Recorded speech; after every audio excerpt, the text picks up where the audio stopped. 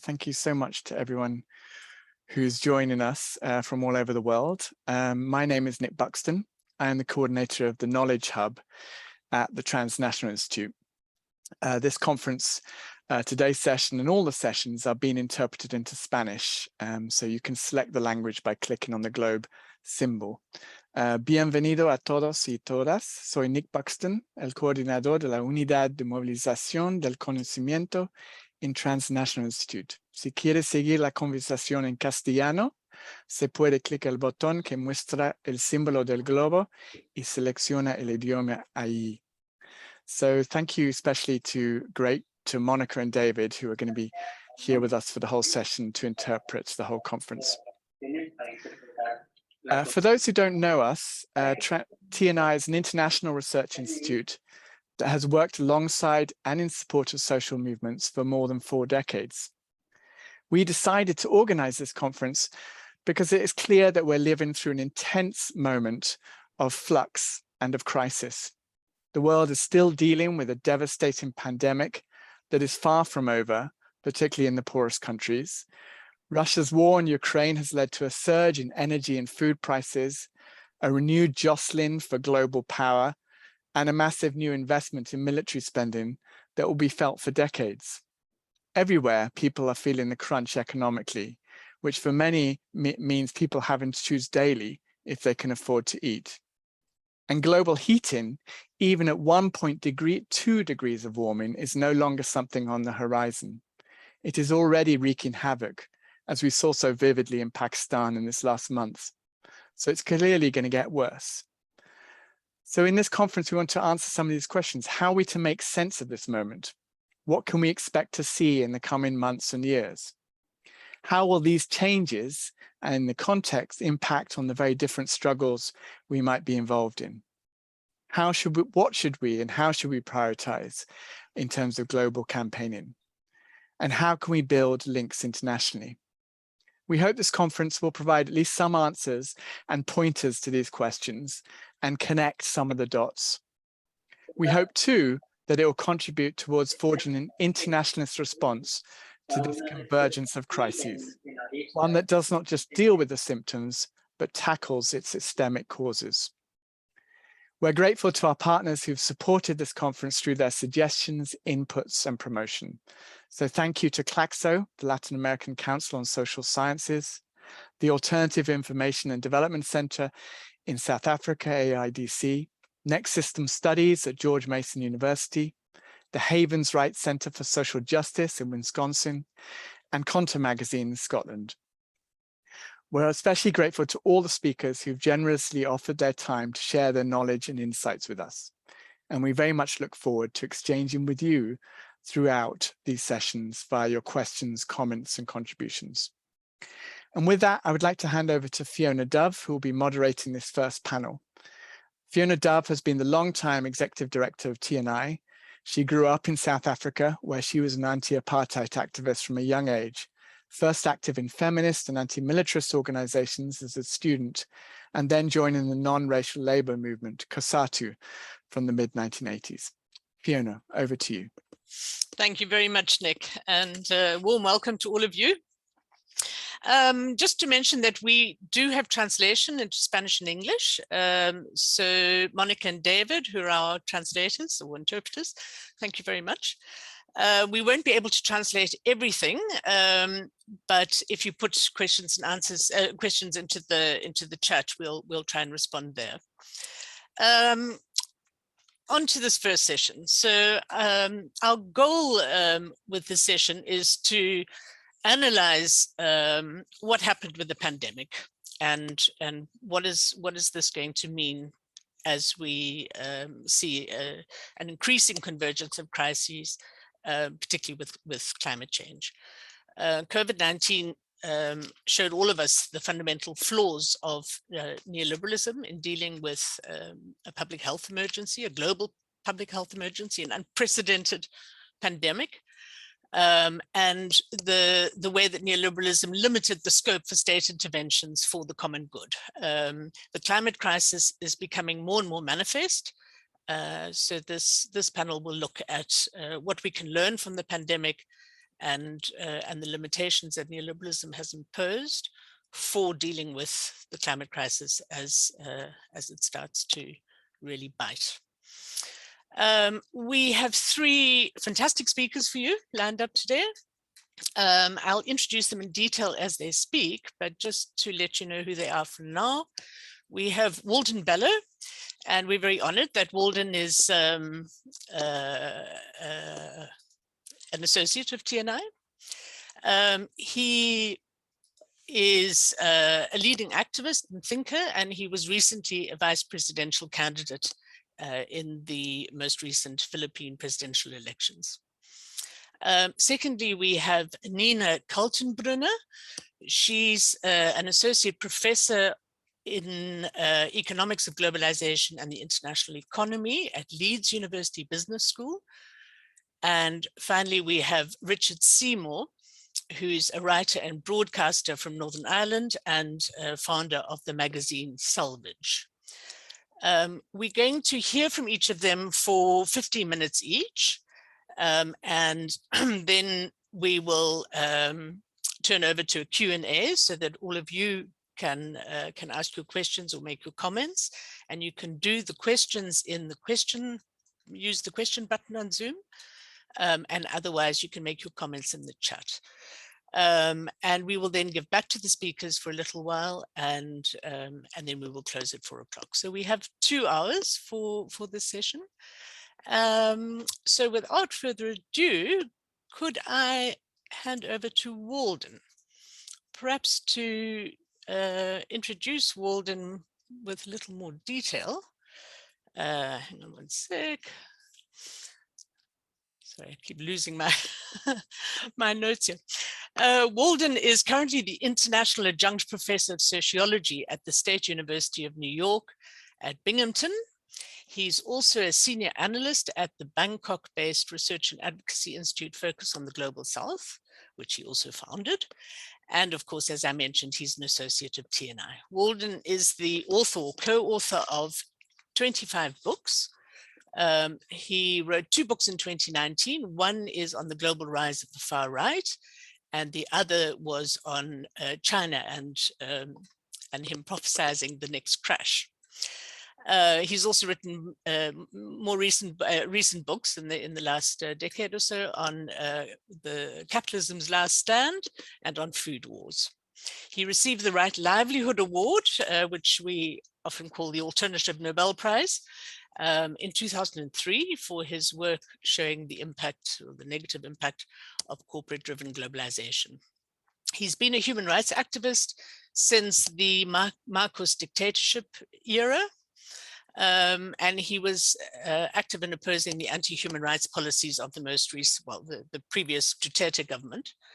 And he recently stood as a vice presidential candidate in the Philippine elections, and for his pains, he's now facing a criminal charge of cyber libel, which we've seen the world really rise in solidarity with Walden.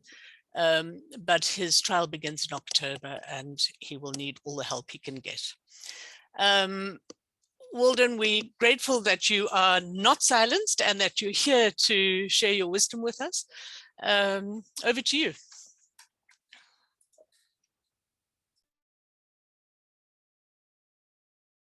Thank you, Fiona, and I'm very happy to join this webinar sponsored by TNI. And I'm really happy that we have a really big and diverse global audience today. So let me just, okay. So I am basically going to just make a verbal presentation. And the title is Extreme Events Are the New Normal, and not just the weather. So September 21 is the day the dictator Ferdinand Marcos declared martial law in the Philippines. Well, for 49 years, it has been a day of mourning for Filipinos. This year, the 50th anniversary of martial law will be taking place under the regime of his son, Ferdinand Marcos Jr., who was elected president by a landslide last May. And many of us are asking, is this history's idea of a joke? So you see, extreme events take place not only in the physical climate, they too take place in the political climate. January 6, 2021, the storming of the Capitol in the US was another such event. The return of the Marcoses, Trump's incitement to rebellion, Modi's ethno-nationalist regime in India, Bolsonaro's fascistoid government in Brazil, and just in the last few days, the electoral triumph of the far right in traditionally social democratic Sweden. All of these were extreme events, and they were in turn symptoms of a much larger extreme event, the deepening crisis of liberal democracy globally. Now, extreme events also mark the economic climate, and the current coincidence of galloping inflation and stagnation is one such event. Another is the emergence of extreme inequality. Another is the breakdown of global supply chains, threatening not just delays and derailments in manufacturing, but also food insecurity and hunger, especially in the global south. All these three extreme events, stagflation, extreme inequality, supply chain breakdown, stem from a bigger extreme event, the collapse of the triad of financialization, globalization, and neoliberal ideology that have served as the pillars of the global capitalist economy over the last 40 years. We ask, how could all this come to pass? With climate change, there is no excuse. The science was there since the late 80s and 90s, but corporate power and compliant governments in the North ensured there would be no effective response, despite 26 United Nations Conference of Parties to deal with it over nearly 3 decades. When it comes to the triad of financialization, globalization, and neoliberalism, the 2008-2009 financial crisis should have served as the trigger for the world to embark on a different path, especially since it had been preceded by Japan's financial crisis in the 1990s and the Asian financial crisis of 1997. But despite the drastic loss of confidence in it, neoliberalism continued post-2008 as a default mode of government technocrats who knew of no other way of steering the economy, and proponents of alternatives lacked the stature of a John Maynard Keynes. Governments were finally forced to act during the height of COVID-19, but the measures to protect people's welfare were half-hearted, inadequate, and sometimes harmful, where governments of the global North should have acted, like suspending trade-related intellectual property rights when it came to vaccines. They didn't, choosing instead to protect big pharma. Now, fighting inflation has become the mantra to justify a return to discredited neoliberal approaches. With the crisis of liberal democracy, there has been genuine surprise among many. Until 2014, there had been no full-blown authoritarian populist regime in sight, except for Orban's government in Hungary. Then Modi in India, Duterte in the Philippines, Trump in the US, and Bolsonaro in Brazil followed in quick succession. As it turned out, elites, including the intellectual elite, had been rendered complacent, believing that the affirmation of liberal democracy by the collapse of centralized socialist regimes in Europe and the Soviet Union represented the end of history, as Francis Fukuyama put it. As it turned out, anti-neoliberal, anti-liberal democratic impulses had been percolating, stirred by the failure of liberal democracy to deliver on its promise of radically reducing inequality and poverty in the global south countries like the Philippines, Brazil, and India, abetted in the case of India by unresolved ethnic and religious conflicts that had been barely submerged by an egalitarian secular state ideology.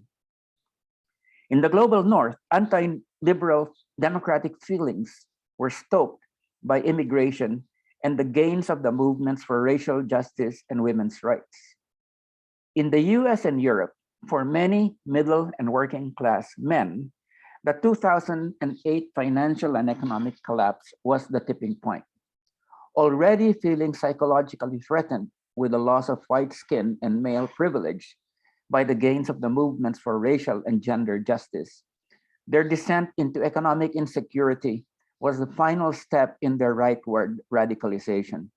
As Paul Mason points out, having exchanged their class identity for that of consumers in the market, their loss of even the latter, owing to the 2008-2009 crisis, left them vulnerable to seduction by ersatz solidarities and beliefs being spread on the internet, foremost of which was white supremacy.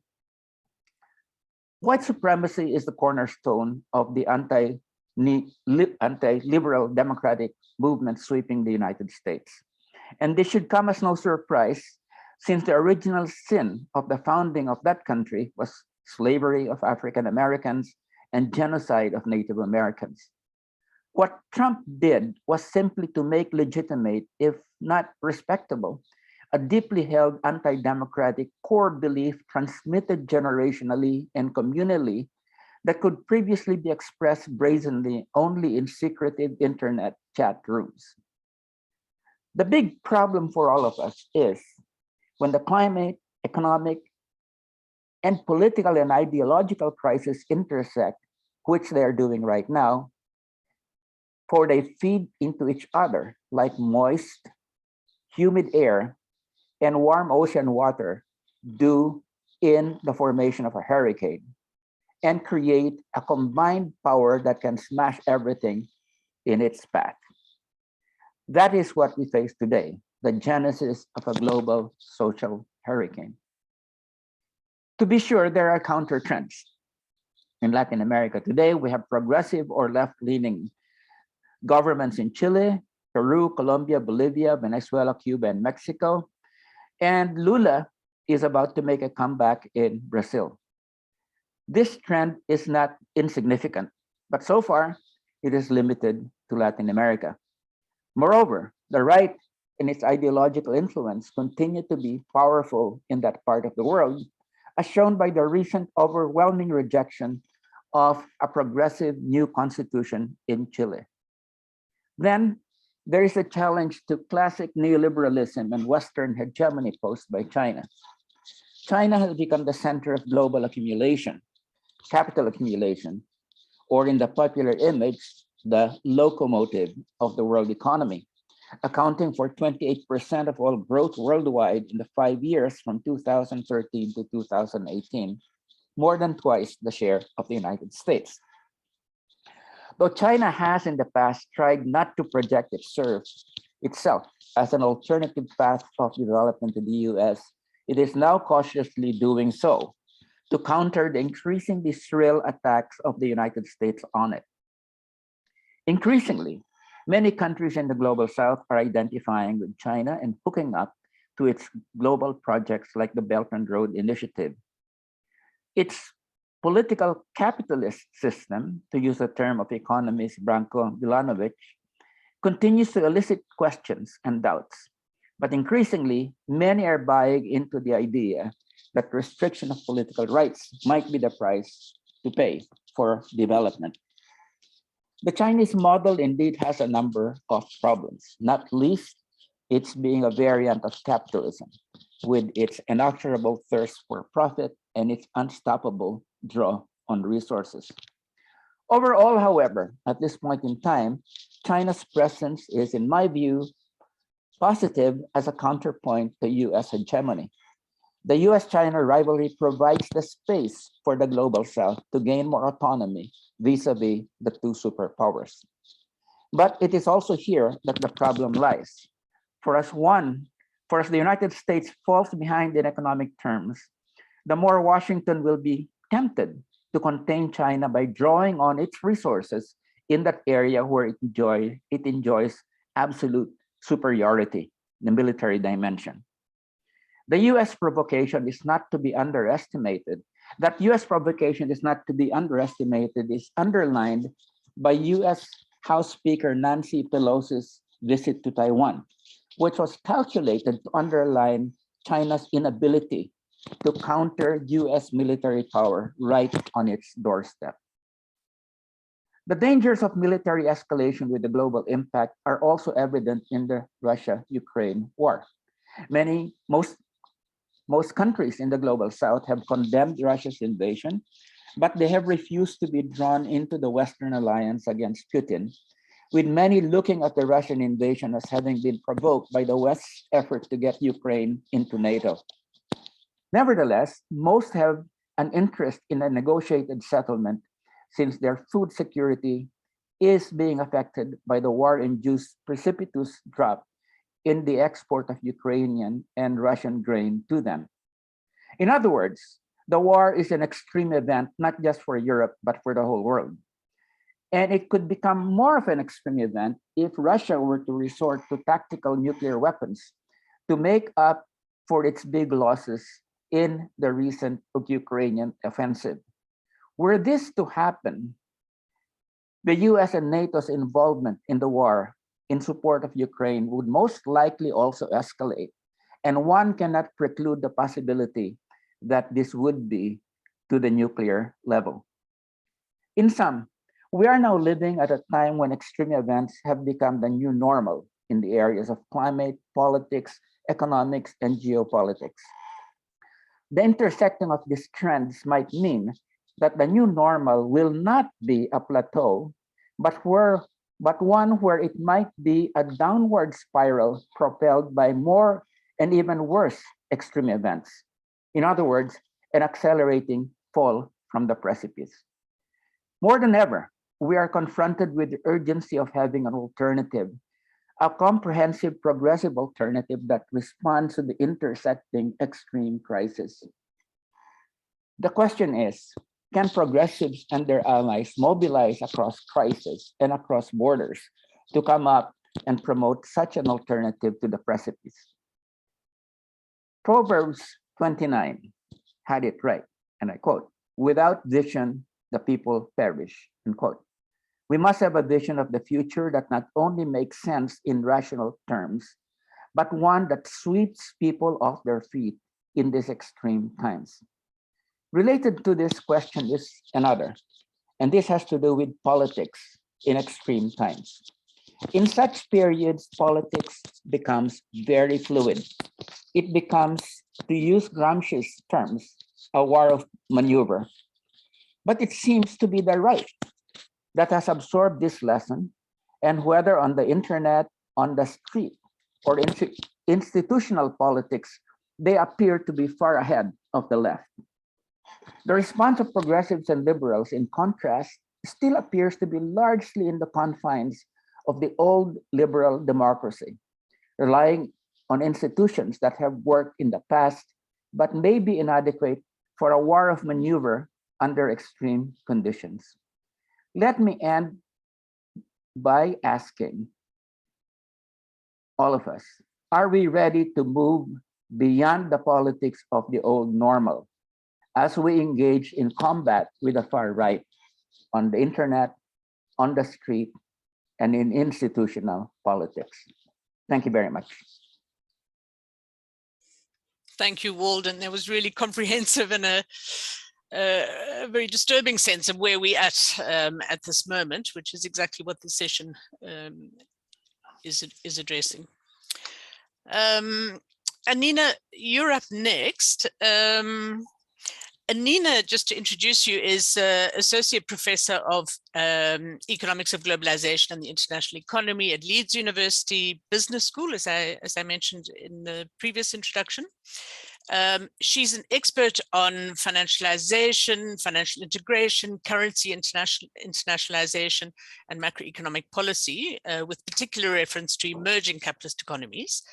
And we asked Annina to speak because of her expertise and to give us a sense of what the impact has been of the pandemic on the global economy.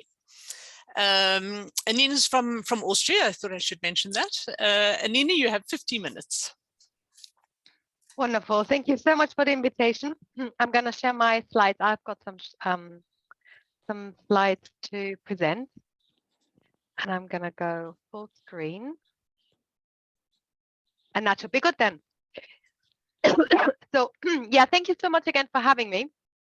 So as Fiona said, so my background is really, I'm an international economist, and in this role, in my research, both in my teaching and my research, I've been really mainly looking at, if you want, so the unequal and hierarchical relationships in the global economy, from the monetary, the policy space, but also the international production and trade, so global value chains, global supply chains, etc., etc. My research is mainly, as Fiona said, on monetary hierarchy. So I work on currency hierarchy, financialization, subordinate financialization, but I teach all areas of the global economy. So I hope to be able to give a bit of an overview, and particularly an overview of how the current economic conjuncture, and particularly this massive increase or this surge in global food and energy prices, which Nick has already mentioned, is both being shaped but also reverberates through the global economy, mediated by this hierarchies and inequalities, and how it both shaped by but also exacerbates those inequalities, particularly for low and lower income countries. So just as a kind of as a summary of the setup, in a way, what the global pandemic showed us a lot of things, but it showed us from an economic point of view, but from an international economic point of view, it showed us really three main things. The first thing it showed us is both the fragility, but also the inequality of international production and trade.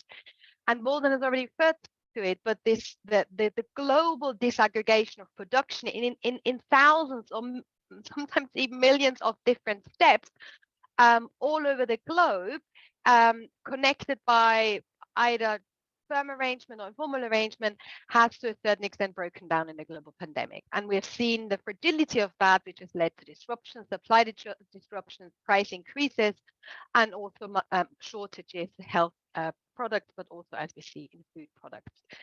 And also the unequal aspect of that of course, very often low and lower income countries are on the, if you want, so low ends of these global value chains,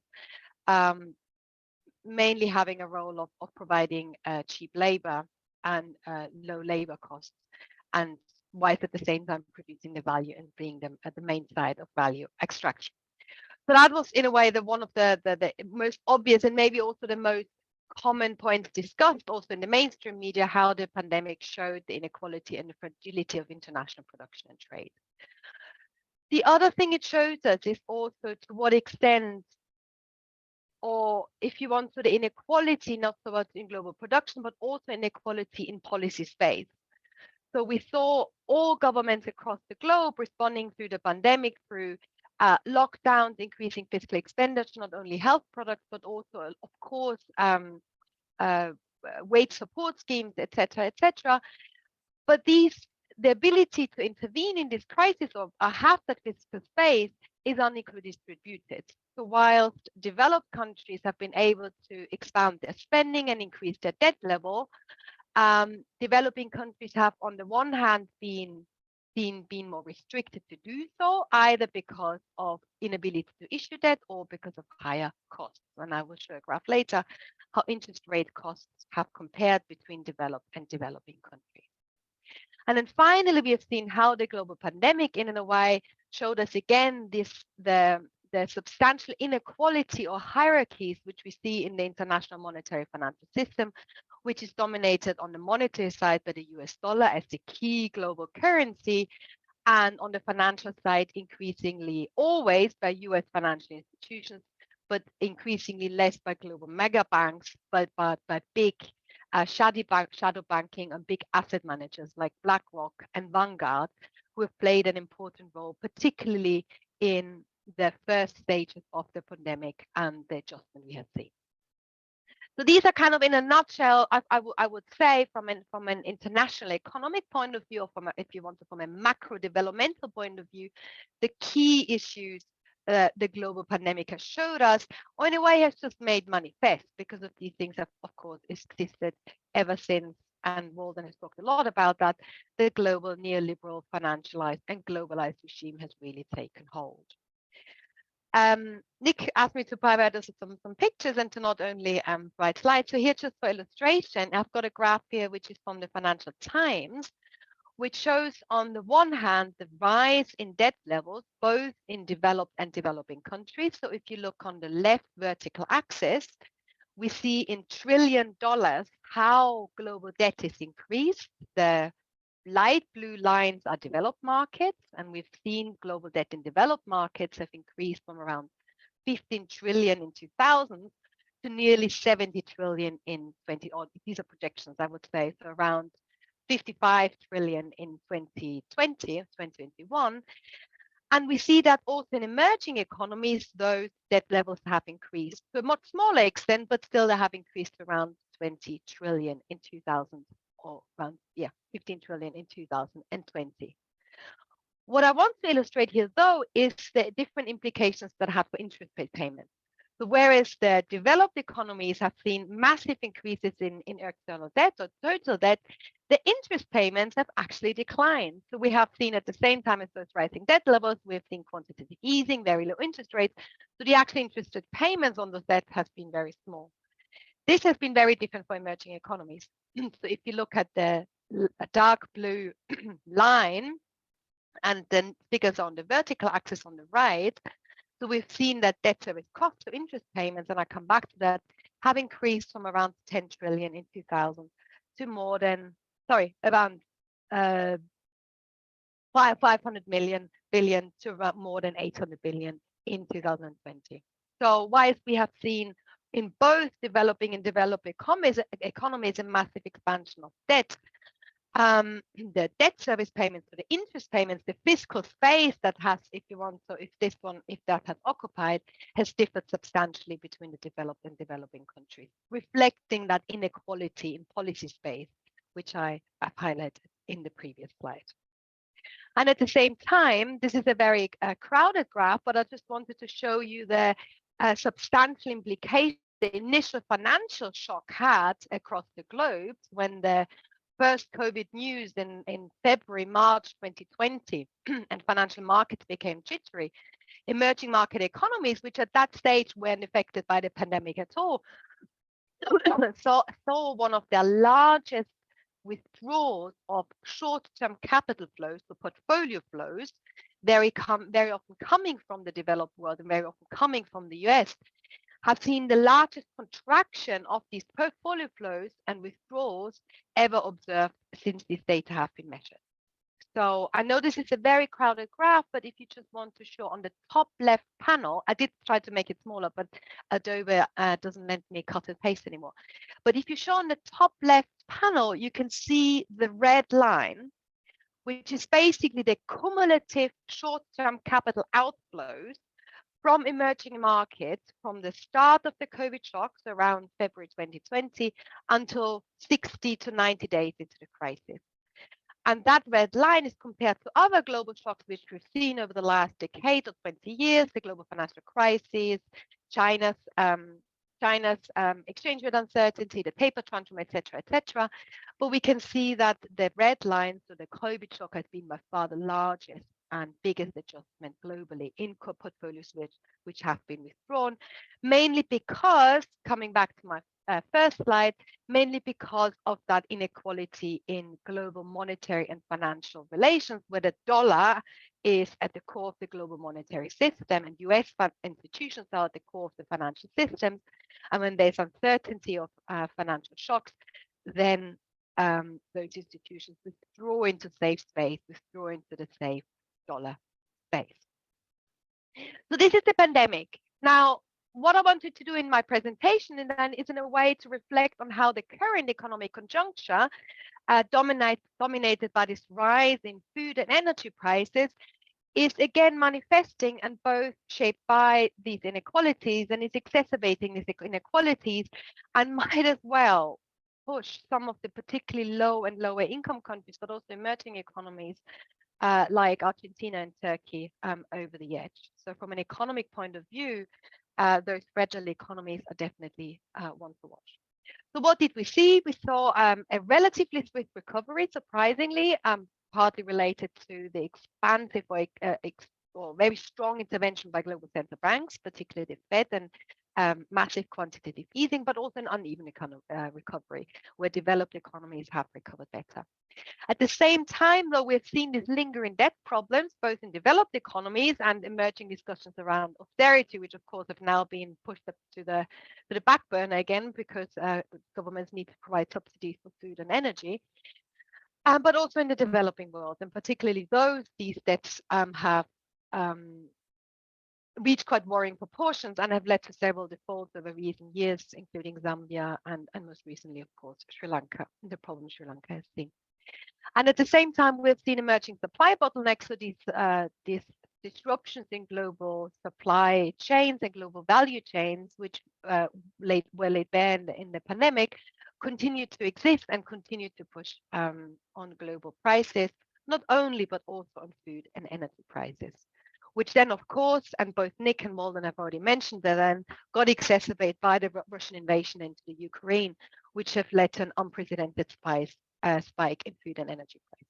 So this is just for illustration. This shows the FAO food price index since January 1990. And we can see that it is indeed since its inception in the early 90s at its highest level.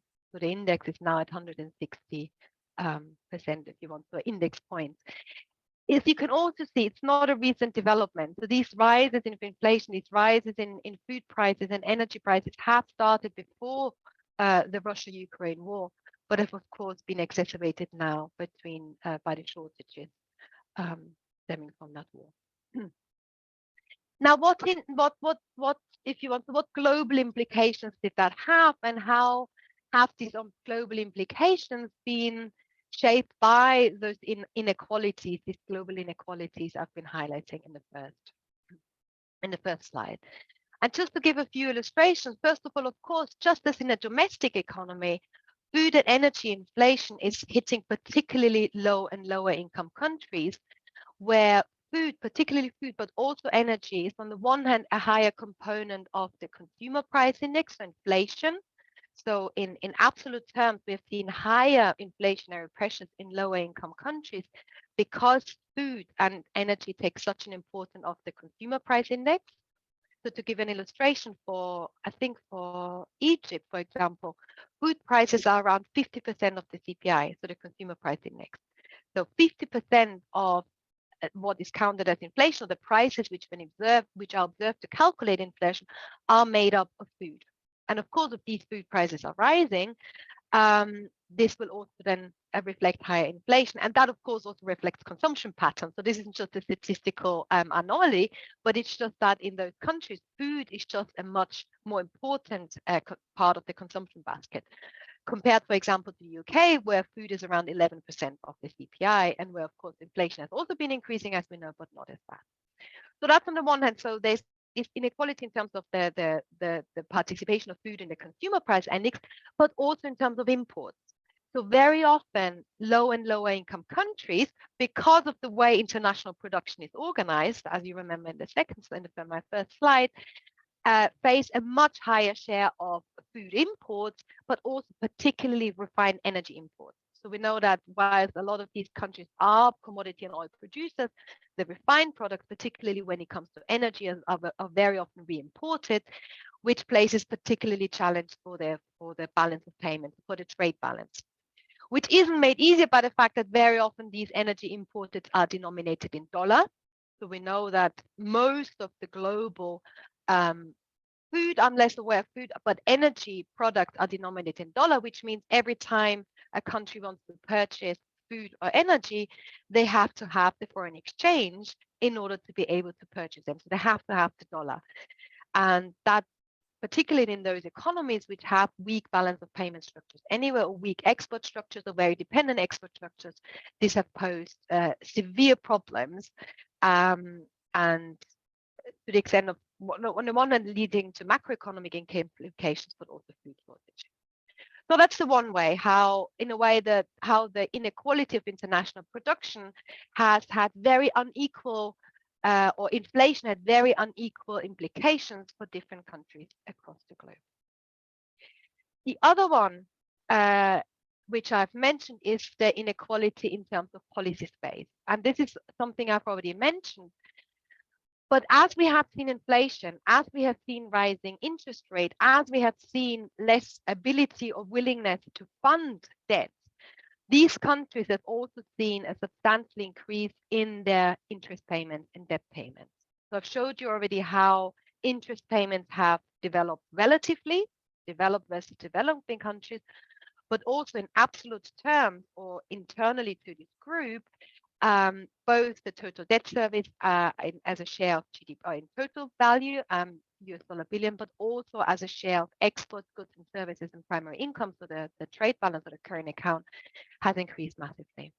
So this is data from UNCTAD, and it shows you that if we look at debt service, which is the purple line, it increased from around 20% in 2011 to around 55% in 2020.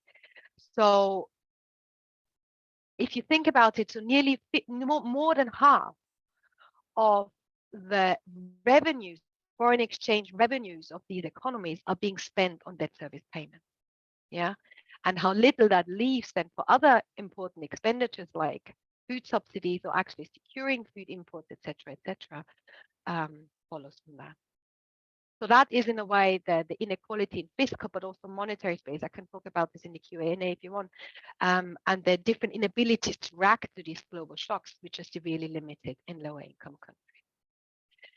And then finally, we have again seen how the inequality in the global monetary and financial system and US dollar dominance has in a way exacerbated these negative implications, particularly in the financial side, where we've seen as the Fed has tightened monetary policy, as interest rates have increased in the US, and we've seen an appreciation of the dollar as a result. The dollar has become stronger. There has been again an increased demand for US dollar denominated assets and a withdrawal of capital flows, both short-term and longer-term, from developing and lower income countries, which has on the one hand tightened credit conditions for them, but also again increased interest rates and have contributed to the debt and interest payment problems I've highlighted in the previous slide. And very often we've seen that actually lower income countries, but also emerging economies, have seen themselves forced to also tighten their monetary policy, not so much in order to control domestic inflation, but actually in order to maintain foreign capital in their economies and react to US monetary policy. So this is the kind of the lack of policy space when it comes to monetary policy as well. So we've seen how the financially and US dollar dominance has in a way contributed to both the inability to kind of import food, etc., but also to the debt service cost. And all these together, and has for the first time, and we can discuss it maybe more in the Q&A, has really put in danger and put in doubt some of the important advantage we have done in achieving sustainable development goals. So millions of people are expected to fall back into poverty, experience severe hunger, but also we're gonna see, and Walden talked a lot about this, but also increased social tension, social strife, and the political backlash that comes with it. Okay, thank you very much. That's me, and I'm of course very happy to discuss all of this in the Q&A a bit further. Thank you. Many thanks, Annina. That was really clear.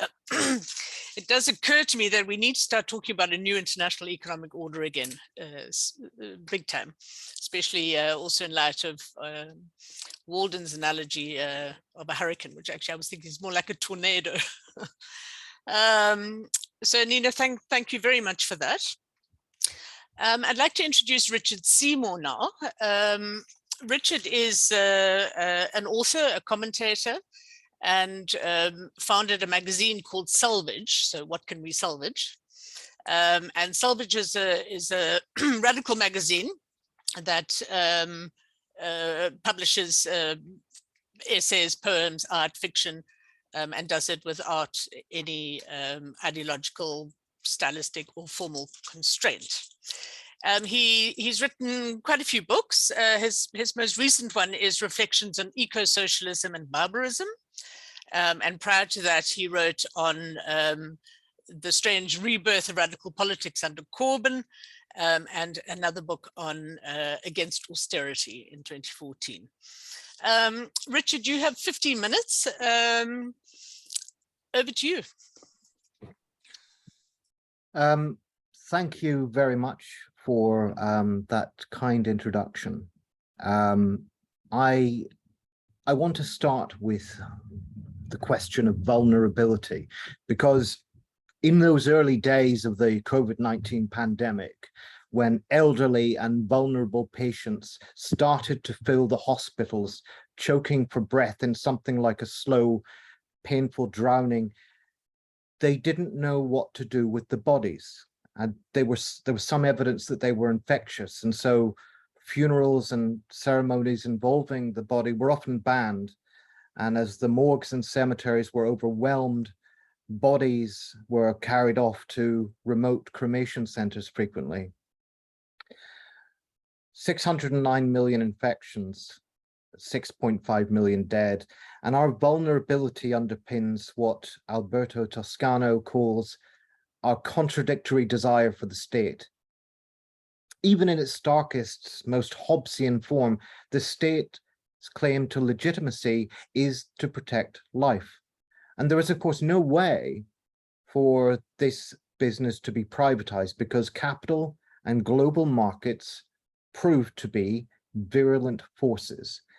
David Quammen, in his book on epidemics, Spillover, wrote, "Ecological disturbance causes diseases to emerge.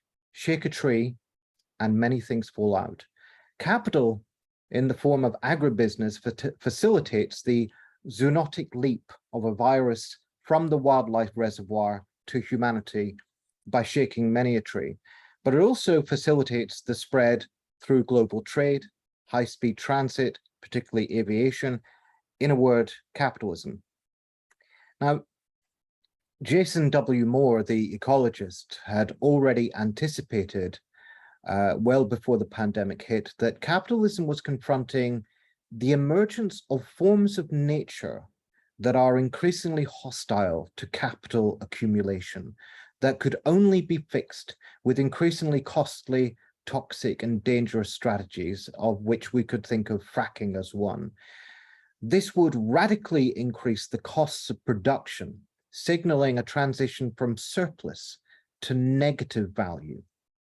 So when you're producing negative value, you're eating away at your own potential profitability. This hostility of nature is obviously a product of capitalism's crossing of planetary boundaries, resulting in dangerous thresholds being reached in the areas of biodiversity loss, the nitrogen cycle, carbon dioxide concentration in the atmosphere, the phosphorus cycle, deforestation, and so on. Now we find the breach of these thresholds also increases the chances of zoonotic leap from the wildlife reservoirs. Negative value, you might say, is ecological blowback as experienced by capital. One of the primary functions of the state in this circumstance is to metabolize crises arising from capitalist socio-ecological relations. Even when it is cutting costs, generally the social costs of democracy, Such belt tightening tends to be subordinated to the higher political purpose of crisis response and absorption. Note, it metabolizes crises. It doesn't eradicate them. It can't, unless, of course, the capitalist state means to disrupt the reproduction of capitalist relations and thereby attack the flows of investment and profit from which it derives its revenues. So, with mass consent, capitalism was placed in deep freeze. The world economy contracted in unprecedented synchrony. 95% of the world's economy shrunk at once. $19.5 trillion of debt was built up globally in the efforts to keep capital on life support during repeated lockdowns. 3 billion adults were either furloughed or working from home, which is an enormous shock to global labor markets. 1.6 billion children were suffering from permanent damage to their future, not to mention their mental health, as they're withdrawn from education and kept in the family home. Life was, through all of this, differentially protected. Of course, poorer workers and racialized workers were left the most vulnerable, and of course, patronized with ritualistic congratulations, and in the UK, clapping, regular bouts of clapping for carers and key workers. But as COVID statism took shape, it was clear that the long-term response would be biosecuritarian in outline. So rather than controlling the underlying sources of virulence, such as in the practical activities of agribusiness, the new regime of preparedness would involve extensive surveillance and controls on the mobility and increasingly political rights of the people, often in coalition with big data corporations. So in the biosecuritarian register of epidemiologists and disease specialists, the problem is one of how to track pathogens on the human-animal frontier and to manage popular behavior, qua herd behavior. And it draws on counterterrorism rhetoric, viral chatter, deliberately echoing the language of terrorist chatter.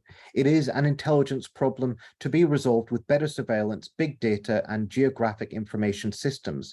Now, the British government's pandemic management was guided from the outset by a combination of behavioral psychology and big data. Its joint biosecurity centre, which was led by the government's picked head MI5, was modelled on the Joint Terrorism Analysis Centre. So the goal was to find, through such practices, as Foucault once said of biopolitics, a bandwidth of the acceptable. And we're now in the situation where it's been decided that there is an acceptable level of death, and we know what that looks like. Anyway, this entrenchment of political control would resonate with the wider priorities of capital, because according to the economist James Midway, the disruptions imposed by COVID-19 and its variants, and the subsequent supply chain shocks and escalated costs of production imposed by ecological blowbacks like wildfires, flooding, and crop damage, makes it even more imperative for capital to increase its political control over labor. So consider, for example, the recent wave of worker strikes in the UK.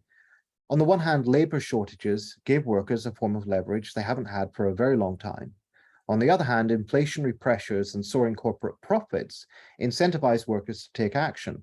So the result has been a series of largely successful strikes. These gains, though modest, point to a degree of militancy that we haven't seen in the UK since 1991. Indeed, that, by the way, is a global trend in terms of the fallback of trade unionism after 1990-1991. And it would be worth looking into the reasons for that.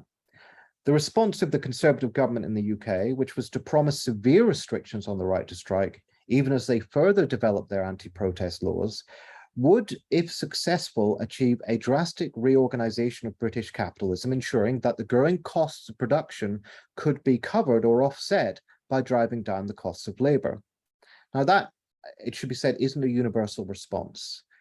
For example, the politics of the labor in the US are quite different. The Biden administration, while abstaining from pro-union reforms thus far, has cautiously worked to tilt the market slightly more in favor of workers.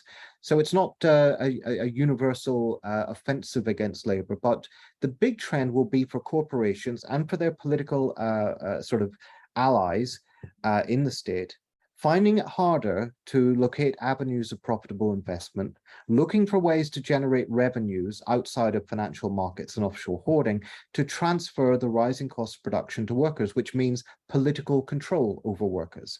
So that fusion of state and capital around that imperative is going to be very important in the future. So much then for state and capital. What of the movements? You know, one would have expected that the shock of the pandemic and the often hypocritical and frequently militarized exhortations to social solidarity that it came with it would have led to a period of relative social peace. No such thing. First, there was the contagion of mutual aid as networks of social solidarity, building on previous disaster emergency responses, which were basically filling in for the negligence of the neoliberal state, started to spread across, I mean, I can't speak for, you know, everywhere else, but I can certainly say that across North America, across large parts of Europe, these networks were very visible at the start of the pandemic. Then within months of the pandemic starting, the US was racked by its biggest protest movement in history in reaction to the latest in a series of recorded police murders of an unarmed, unresisting Black man, George Floyd. That movement against police sadism went global. Then in India, in the summer, there were mass farmer protests against government bills that would facilitate the further corporate takeover of agriculture. In Bulgaria, there were mass anti-corruption protests. In France, there were mass protests against a new COVID-19 health pass, which would require proof of vaccination or a negative COVID test for access to public amenities. In Bulgaria, there were mass protests against the authoritarian Lukashenko administration. In Germany, there were echoes of the George Floyd protests in mass demonstrations against police brutality towards Black people and migrants. The following year, there was a general strike in the territories of Palestine, spreading, actually not just in the territories, the occupied territories, but in Israel as well, instantiating one of the most hopeful moments of unity among the Palestinian peoples that's been seen for a long time. So we did not see social peace. And even though we were all in lockdown, and even though there was broad consent for this, I mean, it's complicated and, you know, regionally differentiated, but there was broad consent for this. But nonetheless, that didn't prevent people from taking to the streets. So let's think about this in terms of the logic of contagion. Scholars tell us that there are two types of social contagion. Simple and complex. Okay, that's parsimonious. Simple contagions spread rapidly through the weakest ties, like online networks. So if we're talking about a hashtag, a trend, whatever it happens to be, if it's got a fairly low threshold for uptake, it can spread rapidly and most easily through, you know, ties with, you know, the minimum of redundancy, spreading across the world like wildfire through Twitter, Facebook, whatever. Complex contagions, which resemble most social movements and most political movements, are those that have higher thresholds for uptake, more barriers. You need to be persuaded by more people that it's okay to join in, that you won't be a weirdo if you join in this movement, that there's something for you in it.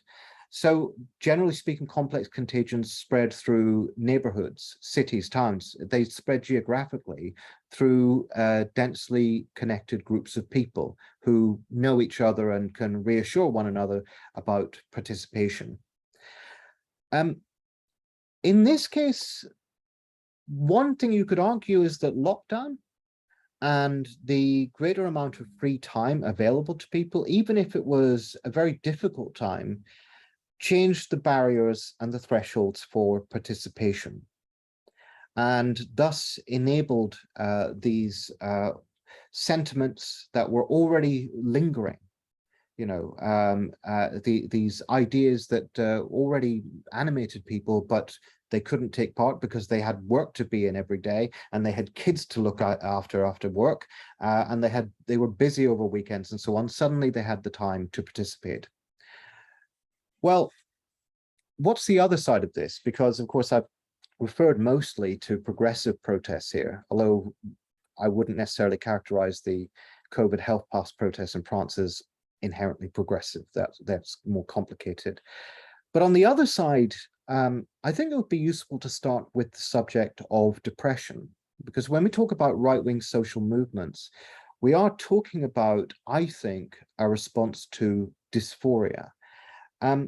Because, I mean, globally, depression was already becoming the most prevalent illness in the world long before the pandemic.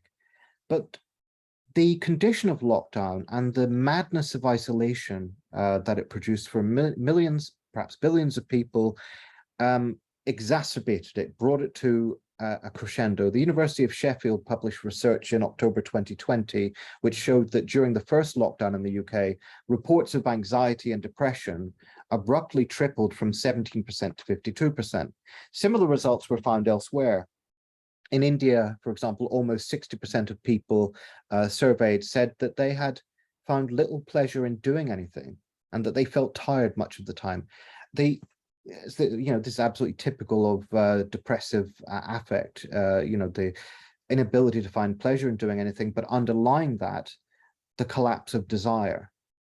Now, sort of the neoliberal dollarology, if you like, the painkiller of neoliberalism is the happiness industry. It's Mac mindfulness. It's the explosion of self-help literature, which, by the way, went sold like wildfire during the pandemic.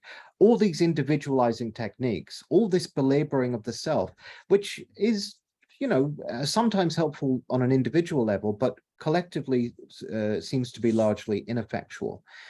Well, the far right, the emerging nationalist right, had already invested in another and more potent remedy, no less virulent than the pandemic itself, or than the outbreak of social contagions of protest movements.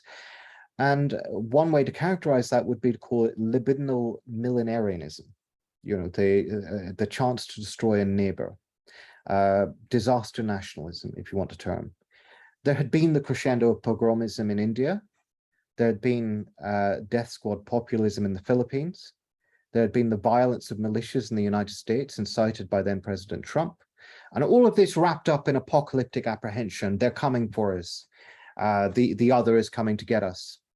Because of the sort of trends that Walden Bello already talked about, the downward social mobility of key groups of people who had done well during the boom, relatively well, and were now finding both their economic circumstances and their wider social status in question. And now, in the context of the pandemic, social distancing is communism, the virus is a hoax, or it's an act of Chinese aggression, just like climate legislation and so on, or it's a pandemic instigated by Bill Gates and his wily confederates. And there's a growing apprehension, you see it everywhere, that a civil war is coming. And that's particularly clear in the United States. So you see, of course, then in the response to the George Floyd protests, in the response to lockdowns, the incipience of militia violence. You see the emergence of militias and vigilante groups that had previously been demobilized relatively and demoralized. And you see their fusion with aspects of in the United States context, I'm speaking here, aspects of the state apparatus, particularly the police, the Department of Homeland Security, and the Trump executive. And you see this counter-subversive violence sort of exploding in the United States, culminating, cresting in the 6th of January attack on the Capitol, the attempt, as chaotic as it was, with the tacit blessing of the Trump executive to effect a coup. So we've seen more complicated responses or impacts on far-right political mobilization emerge elsewhere. While it seems that Dutertism and its sort of successor in the new Marcos regime has only been consolidated, it appears that Modi has been shaken a little bit in some of the recent responses. It appears that Bolsonaro is likely to lose office, and that's why he's talking about effectuating some sort of a coup. And it seems that there has been a bit of a stalemate for other sort of right-wing nationalist formations. So we're we're in a situation where the pandemic has produced, on the one hand, a new fusion of capital in the state, new sectors of capital with new or rather expanding quarters of the state, and a growing emphasis upon the political control of labor forces and the political control of populations, and surveillance and so on. And on the other hand, you've seen the catalyzing, the exacerbation of previously insurgent tendencies that were already afoot. And so we're in a situation where the negative value produced by ecological blowbacks has already started to produce a much more volatile global situation, one in which it appears that the most likely situation is a bloody standoff between the defenders of some form of radicalized democracy, socialist democracy, if you like, and the defenders of a fascist authoritarian resolution to these crises. I guess I'll wrap it up there. Thanks very much for listening. Thank you very much, Richard. Wow. So we've heard from Walden, a tornado of crises. From Annina, the growing inequality and the crisis that's producing at macroeconomic level. And from Richard, and thank you, Richard, for bringing in the surveillance control dimension. So we're not facing a very promising future as things stand. I wondered whether we could spend a little time, just a very, very short commentary from each of you on what all of this says for how we anticipate the climate crisis being handled. We've all been watching what's going on in Pakistan. We're looking at the future here. Yeah, everything we've heard in the analysis from Walden, Annina, and Richard, what do you think that we have learned from the last 3 years and actually the entire history of neoliberalism at this point? For where should we be prioritizing the focus of the movements that are represented in this space? Where should we be focusing when it comes to taking on the conditions of this climate crisis, which is manifest ever quicker now? Walden, could I start with you? Just give you a couple of minutes to make a brief comment. Thank you. Well, I think one of the things that has emerged in this discussion, and I think Richard alluded to it too, has been, the fusion of forces that were working on the economic front, the political front, and the climate front, like the anti-vaxxers coming together with the climate denialists, So it seems like, one of the things that we really need to look at is the way that this right-wing movements that had sort of not had that strong links in the past, were, in many ways brought together by the response, by their response to COVID-19. And so I think the denialists have now found stronger relations, with, the anti-gun control people, the vigilantes, and, the those networks, are now, working much more closely together. And I think this, the social psychology of these groups has to be looked at more fully, because I think, yes, they are working around issues, and there's some sort of belief that motivates them around, for instance, climate denialism. But there are deeper sort of social psychological kind of motivations that lurk below the sort of concerns that they are mobilized around.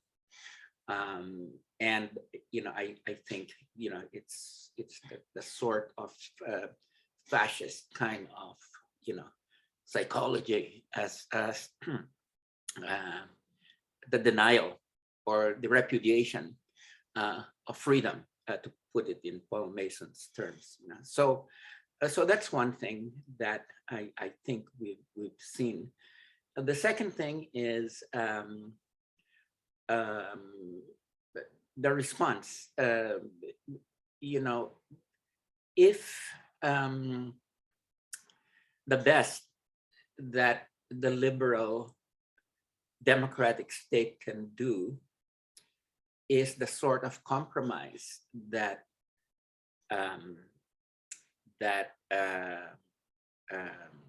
Biden made, that sort of really watered down,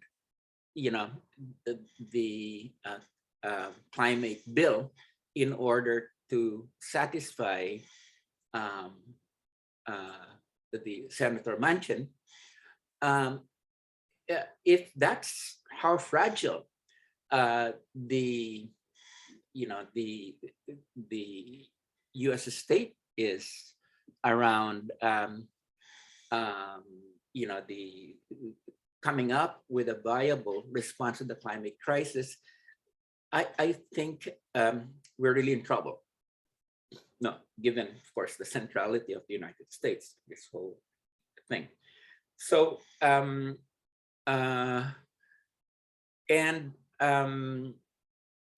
for all intents and purposes, one of the things that has been sidelined in this effort to try to push some sort of climate bill, no matter how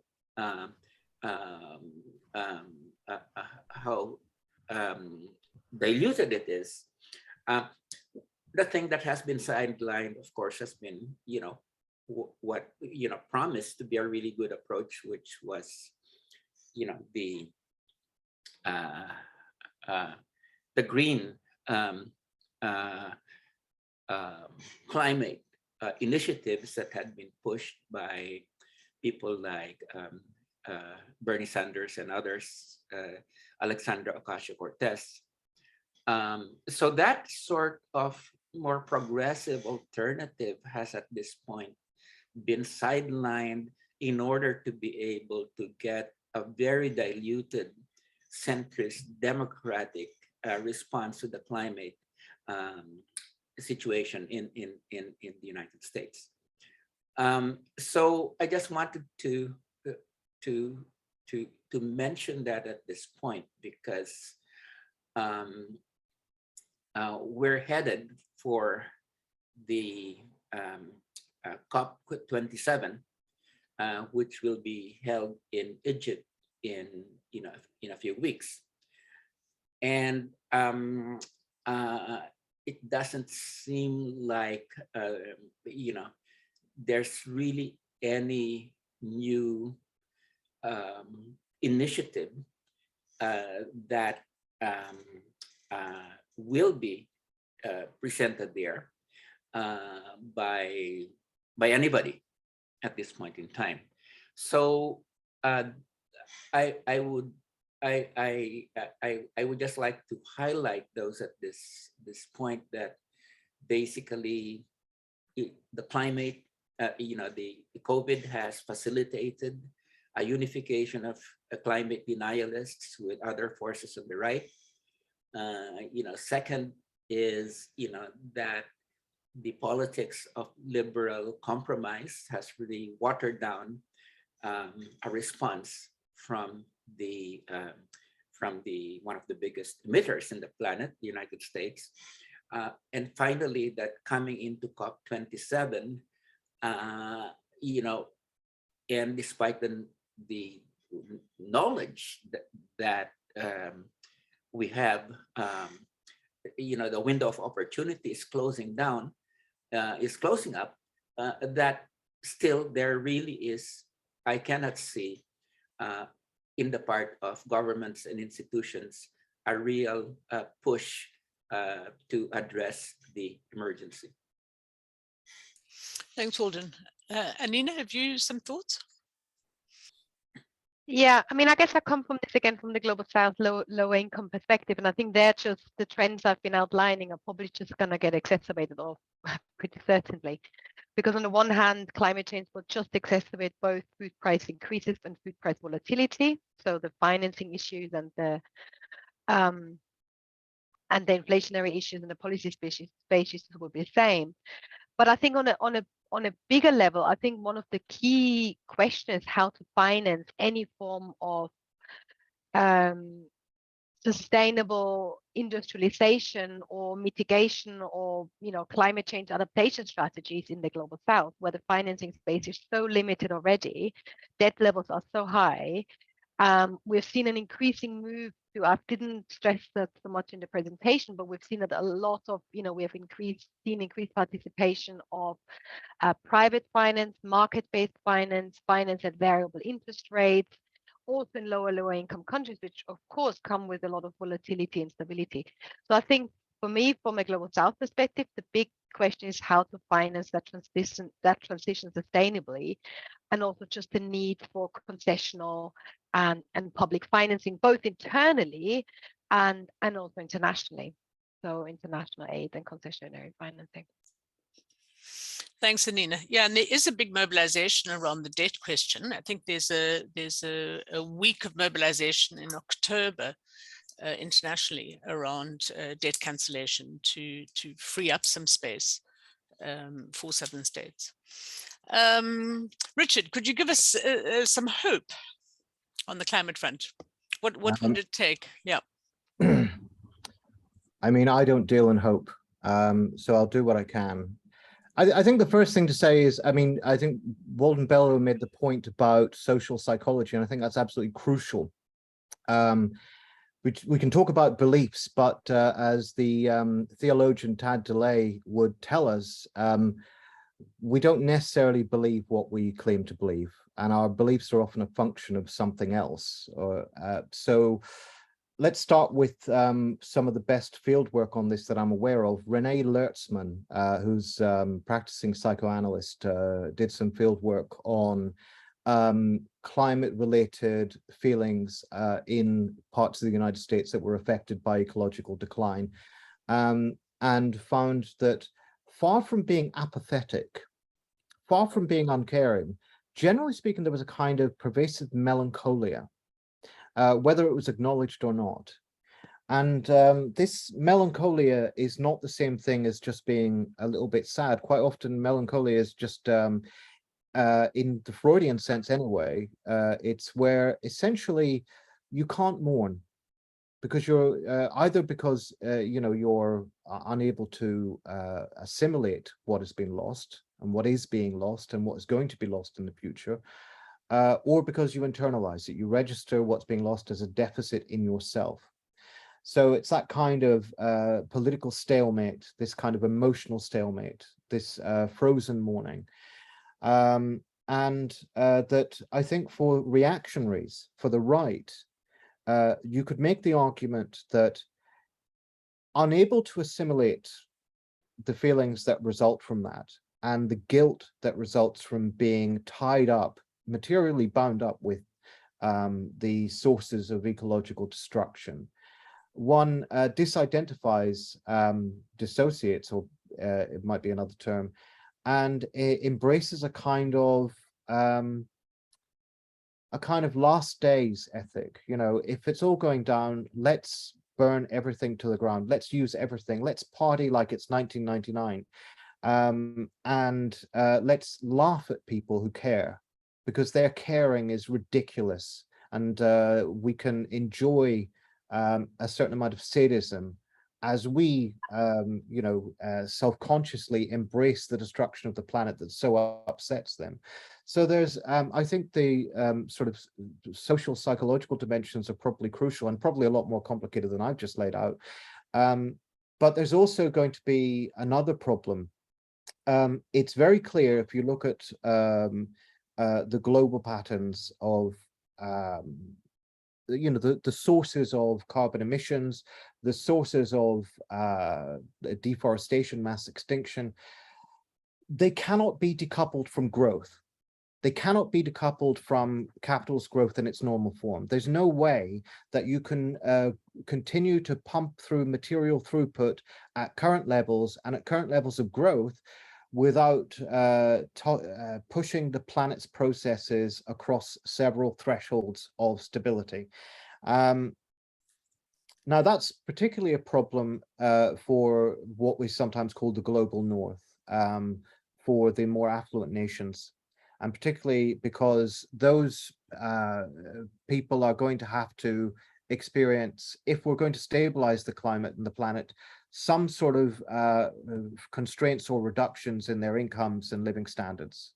Or we're going to have to find another way to, address living standards.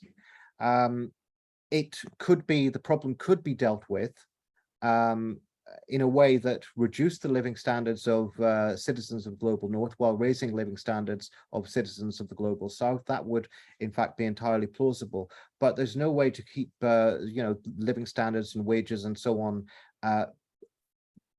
permanently growing in the way that it has been. And that's a serious political problem. And so we need to find intelligent mediations, because if we don't find a way to mediate between where we are now and where we need to get to in a way that offers people something hopeful. For example, the Green New Deal is one way to do that. That would be a growth project, but would be in the way of putting us on a slower groove of less damaging consumption and so on. If we can't come up with something that can mediate between where we are now, which is an untenable growth trajectory, and where we need to be, which is a more stable trajectory where growth is not the priority then that it has been until now, and where we recognize that historically that the rates of growth that we've experienced for the last 200 years are historically aberrant, and where we can decouple living standards and well-being from those institutionalized commitments to growth, then of course the logical response is going to be for many people to reject any attempt at a successful energy transition, to reject climate politics as an attack on them, as an attack on their affluence, as an attack on their capitalist freedoms related to petro-modernity. So these are the sort of practical problems that we're going to face in the near future, I think. Thank you, Richard. Some of you have been filling in the Mentimeter that was in the chat about how you see the kind of underlying, the key underlying factors in the crises that we're facing. If you still want to do that, please do.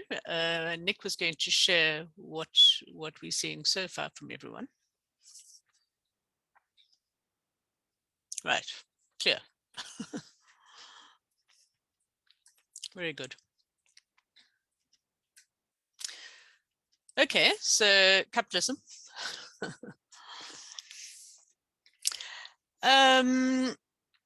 It's now the chance for the people who've tuned in to ask their questions.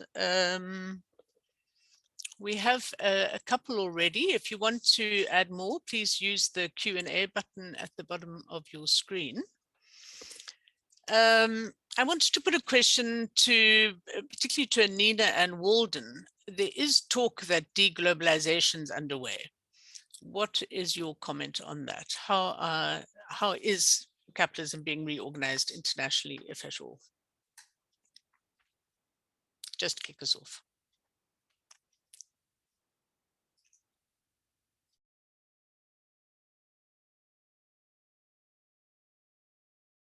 Probably has been following this much more closely than me at this point, then I can just chime in. Sorry, were you asking me to go first? Yeah.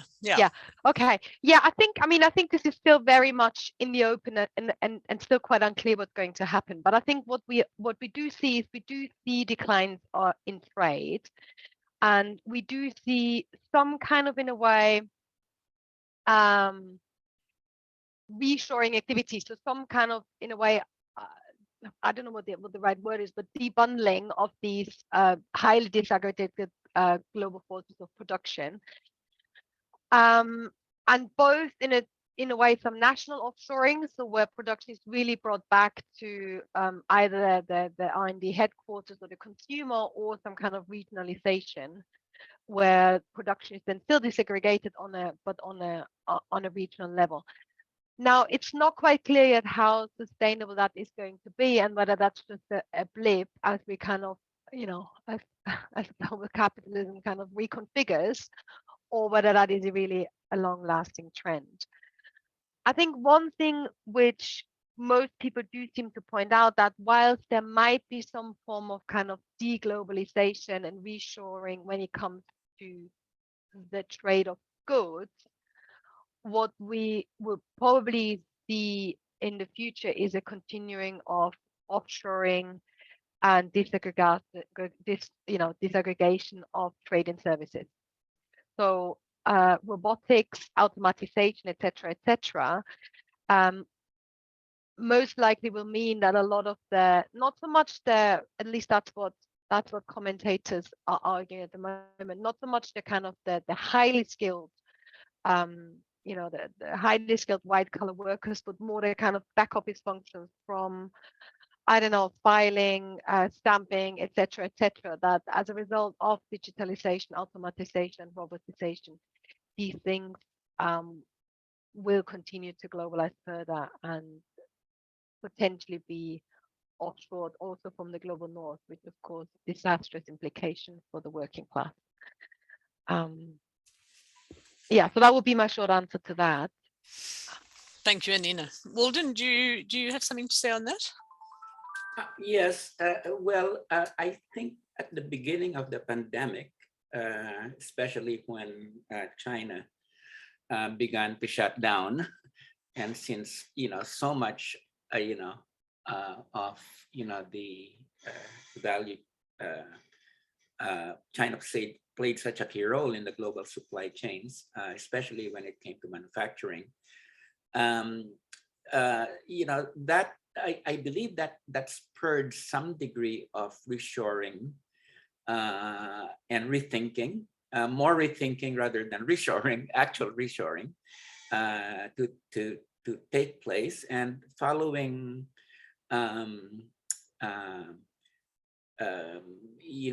things like the McKinsey report, they did begin to carry a lot of articles about the possibilities of reshoring and deglobalization.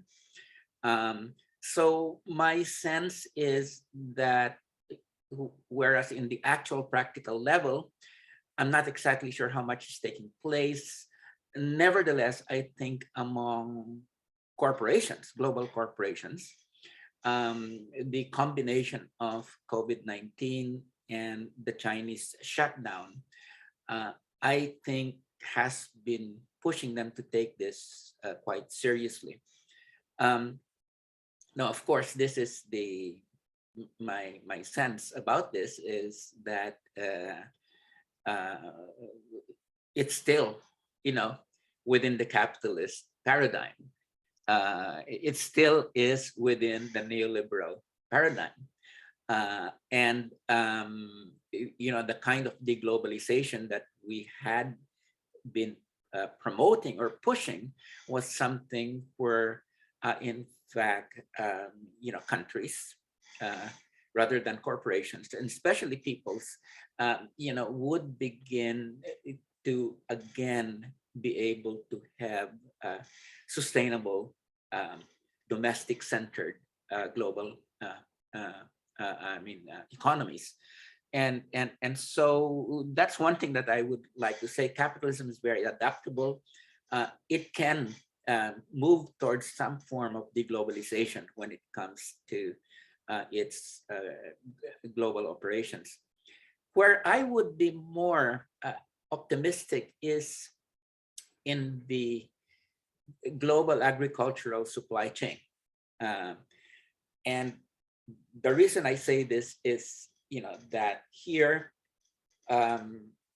you really have popular movements like Via Campesina, and not only Via Campesina, but farmers movements all over the world that have been fighting for against the globalization of production, against agribusiness.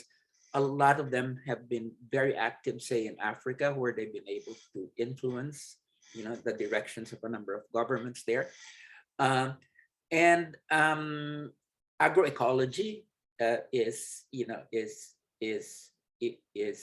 emerged as a very attractive alternative to global supply chains. And so what makes me more positive there is that there are farmers and people's movements, around agricultural deglobalization, around agroecology, around the reaffirmation or the revitalization of regional and local food systems. So I would just like to leave it at that capitalism is very adaptable. It could, in fact, undertake a certain measure of deglobalization. It's something that they're thinking about at this point in time. But in terms of popular intervention, I think it's in agriculture. I think it's the critique and the replacement of the agribusiness supply chains. That is where I'm a bit more optimistic because of the presence of people's forces, very active, actively promoting it, both as movements, but also in terms of the science of agroecology, intellectually, and combining political movement with very with the kind of agroecological thinking, is quite a potent combination. Thank you, Walden and Annina. We do have two questions, two very large questions in the Q&A. I think the one maybe to pick up where Walden left off, I think the one question is about how do we start building a vision that can mobilize people in support of a progressive direction. And I'm thinking, there's also very strong, besides the movements for agroecology and food sovereignty, there's also quite a push right now around the world. Again, Africa is particularly impressive around making the case for reclaiming public services. And you're seeing that argument being made on the energy front as well about the craziness of leaving something so essential both to people and economies to the vagaries of a liberalized private market. But yeah, Richard, maybe you've got some thoughts and answer to that question. How do we start mobilizing around a vision? I think you addressed it a little bit earlier, but how do we start mobilizing around a vision that provides people with a viable alternative to capitalism, or at least the worst parts of this particular type of capitalism we have now? Okay, so first of all, there's the issue of time frame. Obviously, to resolve, certainly to deal with the climate emergency, we don't have an awful lot of time. We have a few decades. I think it's highly unlikely that we're going to achieve the overthrow of capitalism in that era, in that period. But I think that there is increasing evidence of a number of political passions at work that could be canalized into a political project of the left. The first is, of course, the increasing contempt for sort of the political class. Now, that can take the form of contempt for democracy outright, and it has in many cases. But it can also be channeled in other directions. We've seen this, you know, in terms of certain left populist breakthroughs. So that's one way in which this could work. So that would be the potential for a sort of electoral radical strategy, but that would have to be connected to, in my opinion, some more sort of, if you like, ruptural strategies where you would be mobilizing people for disruptive activity to, for example, shut down or disrupt oil pipelines or anything like that. Forcing, you know, attention to specific issues, forcing action on specific issues by means of, you know, withdrawing cooperation, by means of civil disobedience, by means of disruptive capacity. And then, you know, there are these emerging sort of, if you like, radical countercultures, you know, which are cosmopolitan, they're anti-nationalist, they're broadly supportive of refugees, and that's going to be a hugely important thing in the coming decades as the number of refugees drastically increases. Are broadly internationalist in politics, but also starting to prefigure the climate transition, starting to build ecological cooperatives where it would be possible to live. These are kinds of you know, interstitial strategies that could be combined with, you know, the sort of projects of electoral reform and with projects of grassroots and streets militancy.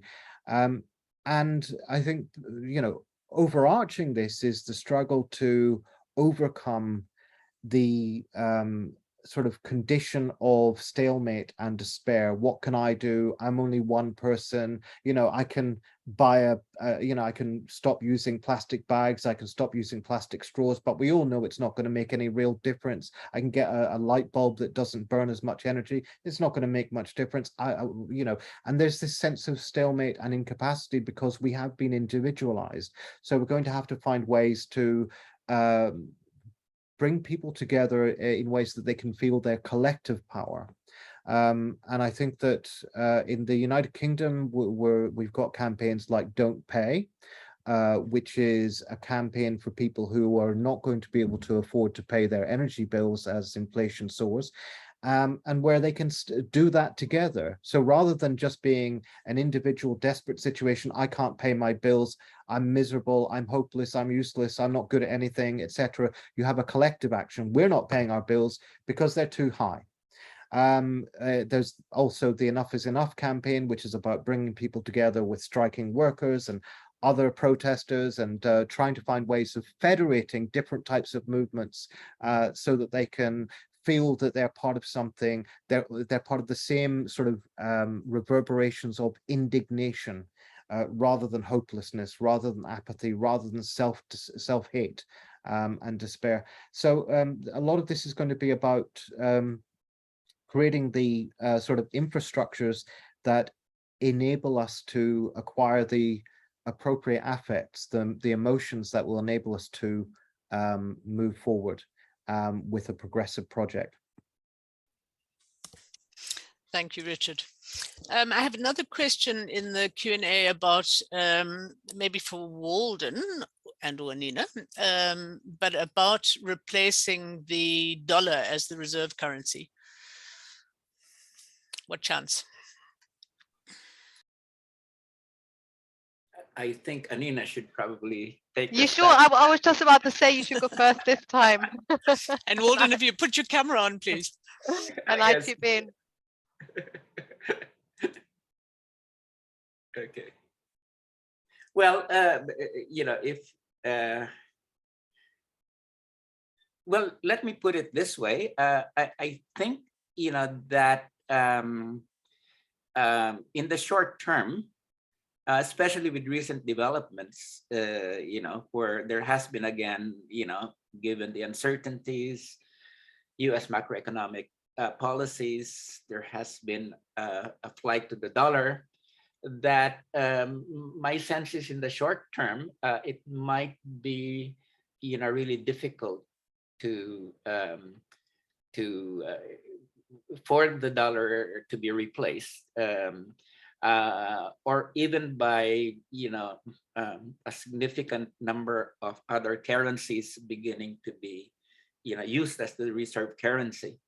I know that at the beginning of the financial crisis in 2008, the Chinese had expressed their hope, or expressed it was seen at least as a sort of a strategic kind of aim, that the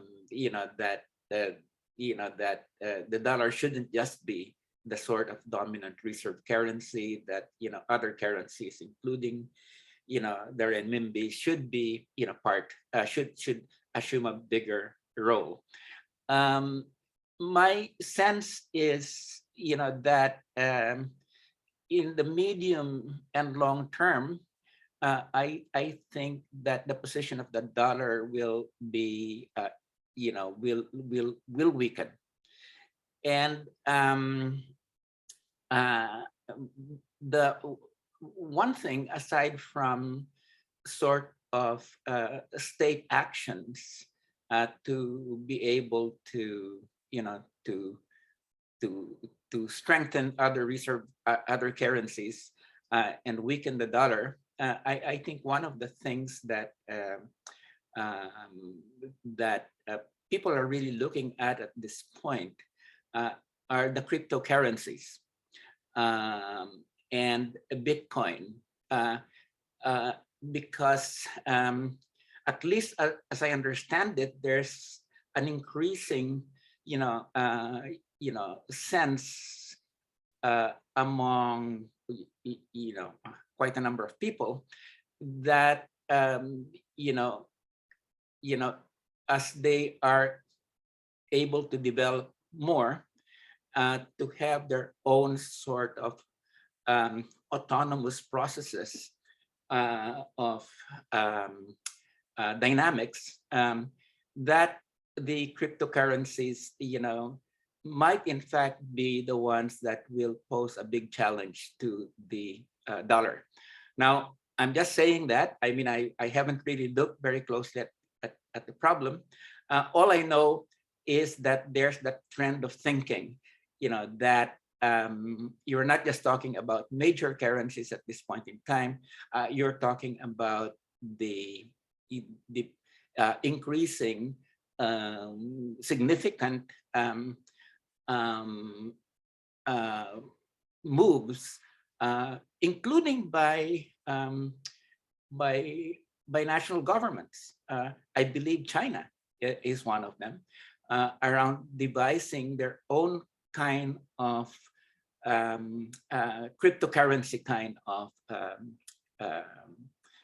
means of exchange. So, and it's not just China, but others too. So that's that. I just wanted to, to say that, yeah, in the short term, no. In the medium and long term, probably. And then let's watch the whole cryptocurrency situation in terms of the way that it might prove to be the long-term challenge to the dollar. Annina. Yeah, I think I agree with that general assessment. I think in the short term, it's very hard to see how, given the dominance of the US financial system, but also the underpinning in financial infrastructures like SWIFT, etc., are going to lead to any kind of short-term change away from the dollar. And in a way, the use of financial sanction has just shown how how dominant and effective these are. I think in the medium to long term, I think for me, it really depends what China is going to do. And I think, Walden mentioned China, and I like observing China. I think it's quite puzzling because I think China had in my sense, quite an aggressive currency internationalization strategy until around 2015, opening all kinds of financial centers abroad, etc., etc. But since then, has been going really quiet. And it's not quite clear to me whether they have just given up on the idea and focused more on the national economy, or whether they have just adopted a slightly different strategy. And I think it's probably the latter, of just very slowly, continuously, and gradually building up the infrastructures which are going to be necessary in order to replace the dollar as the main currency, both regionally and globally, in terms of payment systems, in terms of debt contracts, in terms of financial relations, etc., etc. And I think then it will probably be a geopolitical question of what, how a lot of the global South aligns in the conflict with Russia and the West, and how China positions itself there, and how openly they're going to position themselves. I think that'd be my summary. Great, thanks, Annina. There was also a question about the future of the United Nations, about whether we could envisage other arrangements to address the climate question in particular. I'd raised the question of the new international economic order. Walden referred to the kind of new geopolitical alignments that we're seeing. Any comment on that from any of our panel? Well, I think that one of the things that I did allude to was, this displacement of the United States as the motor of global capital accumulation, which at this point is far advanced in terms of, China vis-a-vis the United States. And the financialization and the industrialization of the United States that has taken place over the last 30 years is not something that's, I believe, will be easily reversible. But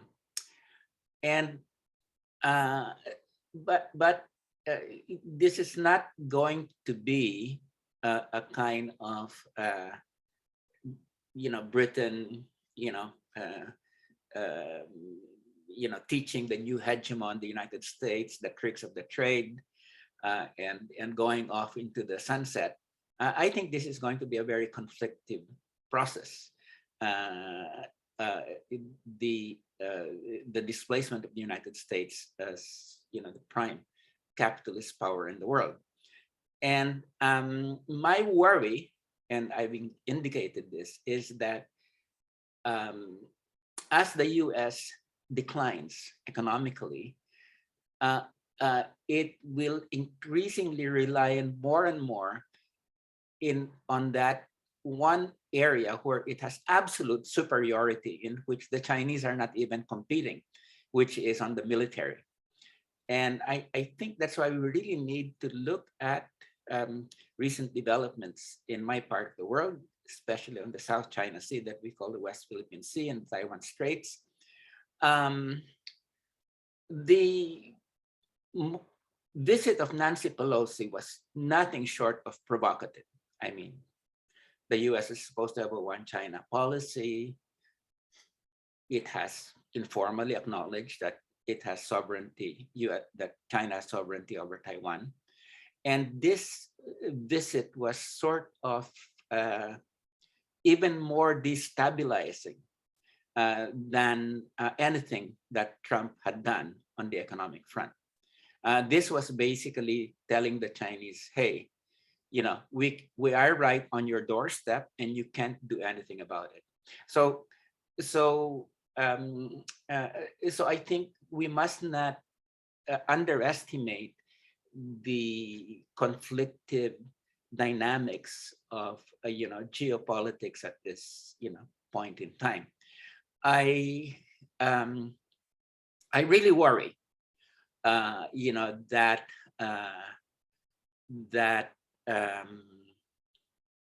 as the United States become much more and more desperate, especially domestically, and not only economically because of its political conflict, you know, that an increased militarized kind of response to China might be the form that, you know, its competition with China would take.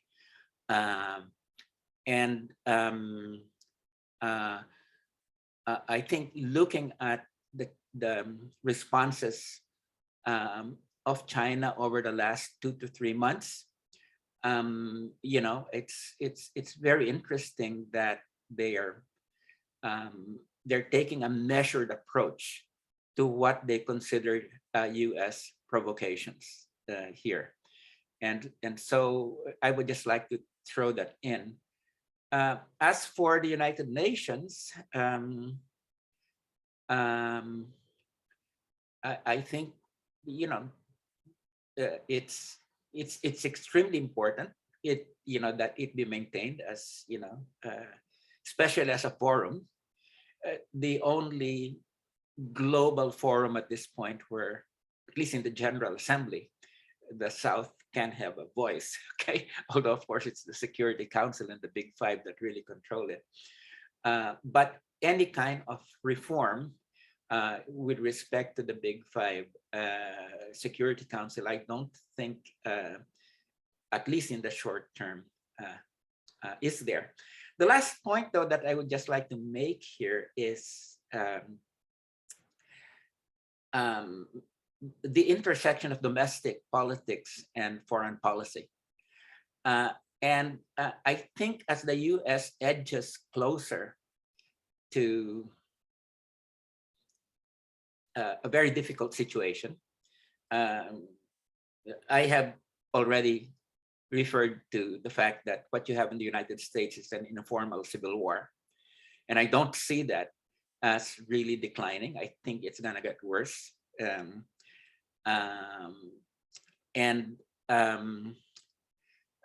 I think that domestic, you know, the domestic dynamics is going to influence the way that the United States relates to the rest of the world. And, you know, as we all know, in order to sort of find a way to maintain some semblance of domestic unity, you create a foreign enemy. And I think that part of what's happening with China at this point in time on the part of Washington is precisely this. How do you bridge at least some of the domestic divide by maybe appealing or creating this image that, hey, we've got to get together because we have this power out there that is seeking to displace us. I think that explains a lot of Biden's behavior at this point in time, which has been, at least when it comes to China, has really been an intensification of Trump's policies. Great, thank you, Walden. We're running out of time now. I wanted to see whether Richard has any final comments he might like to make, and Annina, and then I'll let you know what's happening hereafter. Richard. Yeah, I don't really have much to say about the sort of question of globalization, deglobalization, but I was sort of struck by Walden's remarks on the sort of changing dynamics of imperialism, the relationships between the United States and China, which hitherto has been a kind of an interestingly economically codependent relationship, but it's increasingly becoming competitive and risks becoming militarized. I will just say that on that question, I notice that the trend towards a kind of xenophobic foreign policy, and I'm not sort of dismissing criticism of the Chinese dictatorship or its disastrous environmental policies, but specifically a xenophobic foreign policy wherein there's an attempt to externalize blame for the faults of Western states or for the crisis of the system or whatever, has become an increasingly dominant characteristic note of reactionaries and just right-wing conservative politicians across, certainly in Britain, but I think across large parts of Europe. And that's, I mean, been sidetracked for now by Putin's misadventure in Ukraine. And the paranoia about Putin is well out of proportion to the actual geopolitical threat that he represents, even within the terms of these geopolitical games. But there's increasingly an undertow towards pushing the focus back towards containing, limiting, undermining China. And there is a real danger that in the not too distant future, I think, this is, we've already seen the provocation in Taiwan, totally unnecessarily, and I think there's a real danger of increasing militarization of that competition. At the moment, we're seeing it expressed primarily in the form of a turn towards an increasingly statist version of capitalism. I think Hillary Clinton made the point. We've tried free markets and free trade. Actually, in China, the state owns the means of production and they're getting things done a lot better than we are. So we're going to turn towards a much more statist orientation. And that's one aspect of this, but yeah, I agree with Walden. I think that there's a real danger of this turning into a war, or at least a reinstatement of a kind of Cold War, with numerous hot wars on various fronts on the periphery. Thank you, Richard. Annina, any last thoughts? No, sorry, I wish I could have said it. I could say anything to lighten this a bit and send us out on a bit more positive note, but I don't think I can. I also think economically we're not in a very good state, and I really don't know how we're going to get out of this, except that, and I think going back asking about your vision, I guess that's all we can do. Isn't it? I really like Richard's point about collectivizing. I think that's true. I think we do need to kind of, in a way, find support in the group, and together confirm ourselves that we need to just kind of push back against wherever we can, both individual as a group. Thank you. Thank you, Annina, and many thanks to all of you, Annina, Richard, and Walden. I think the last discussion that we had is a good segue into the session that's going to begin in exactly 1 hour's time. We've got a brilliant panel with Vladimir Shenko, Ho Fang Hung, Anu Chenoy, and Phyllis Bennis. And here we're really going to be talking about the geopolitical situation and the struggle against imperialisms of various kinds.